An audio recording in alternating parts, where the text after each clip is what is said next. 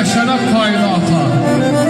Atasız açılmaz kimsənin eyni, ömrün xoş günüdür, ayı da ata. Vətənimin seyrinə çağırıram elləri,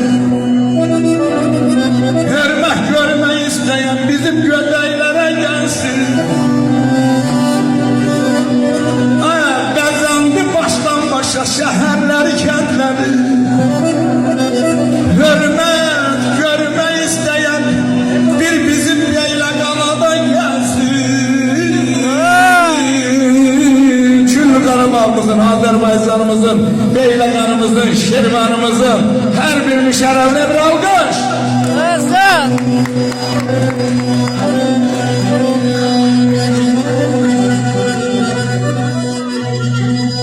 Dizləri bükülmüş iki dolunca, dikildi önümdən ay gündüz yanan. Gəncliyi ömrümə hədər eylədi, ağladım dərdən sana açılanan. Aşkda birinde Ölmə, torpaqlara vermərəm səni. Yerin qollarımın arasındadır. Təbii sularla yumaram səni, suyun gözlərinin qarasındadır. Atamın nəzarın əlini yardım, torpağında sənə çarə axtardım. Sənin də dərmanın gəzib tapardım, bilsəydim dünyanın harasındadır. Gözlərimdə kədər, önümdə qəhər, həyata baxışım oldu dərbədər. Kim yanar övlada anası qədər, kim yanar övlada atası qədər, ananın ürəyi balasındadır. Həzim beçə bağlı, yeməyə beçə bağlı, anam bir laylay saldı, yendirdi heçə balı, ərzim badamı var.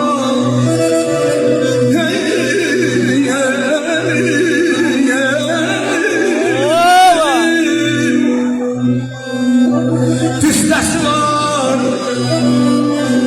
badamı gəl gilən ayağa qapımdan girgilən, desinlər ki adam var. Hasan. Sən məndən incimə, ayaz bana. Canım da, qanım da qurbandır sana. Məlum həqiqəti mən qana yazmasam, deməsəm küsər atalar. Evladın nazını çəksə də ana evini, mülkünü tikər atalar. Bacının, qardaşın, oğlun, qızın, namusun, qeyrətin çəkər atalar. Teyrana məhəbbəti tacıdır eşkin, onsuz şirindir.